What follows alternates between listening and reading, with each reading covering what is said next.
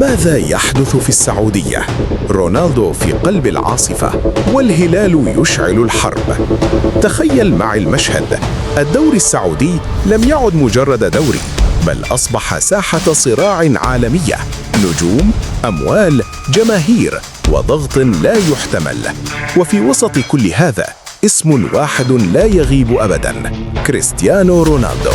منذ قدومه إلى النصر تغير كل شيء، الأضواء، الإعلام، المتابعة العالمية، كلها جاءت مع الدون.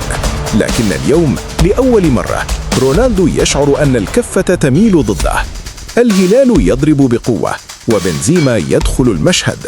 عندما أعلن الهلال عن صفقة كريم بنزيما لم تكن مجرد صفقة لاعب، كانت رسالة تقول: نحن هنا للسيطرة، نحن هنا للفوز، نحن هنا لكل البطولات.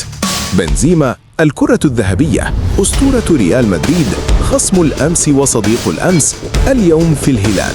وهنا تبدأ القصة الحقيقية. رونالدو يراقب ويغضب. التقارير تقول إن رونالدو لم يتقبل الأمر بسهولة، ليس لأن بنزيما انتقل فقط، بل لأن الهلال يتقوى بشكل مخيف، وبينما النصر ما زال ينتظر الرد. رونالدو يريد المنافسة، يريد أبطالاً حوله، يريد مشروعاً حقيقياً لا وعوداً. يوسف النصيري، الاسم الذي زاد النار اشتعالاً. وسط هذا التوتر يظهر اسم آخر: يوسف النصيري، مهاجم مغربي قوي، هداف، يعرف طريق الشباك، ودخوله في حسابات الهلال أو كبار الدوري يعني شيئاً واحداً: الضغط على رونالدو يزداد. تخيلوا الهلال ببنزيما وربما النصيري، سرعة، قوة، أهداف. وفي الجهة الأخرى رونالدو يسأل: وأنا؟ أين الدعم؟ أين الصفقات؟ هل احتج رونالدو؟ هل تمرد؟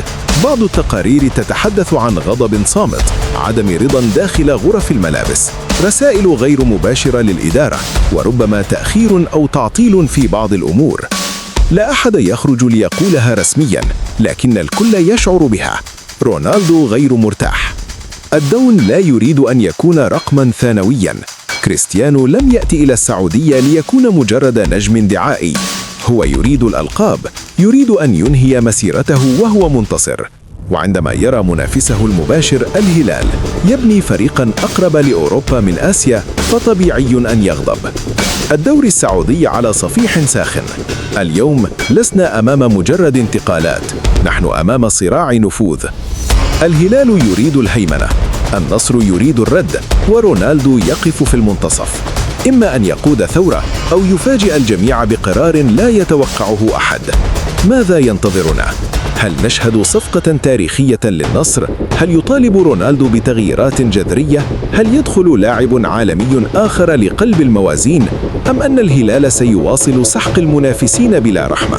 شيء واحد مؤكد: ما يحدث الآن في السعودية ليس عادياً، إنه بداية فصل جديد، فصل قد يحدد مصير رونالدو ومستقبل الدوري السعودي كله. ترقبوا، لأن القادم أكبر وأخطر.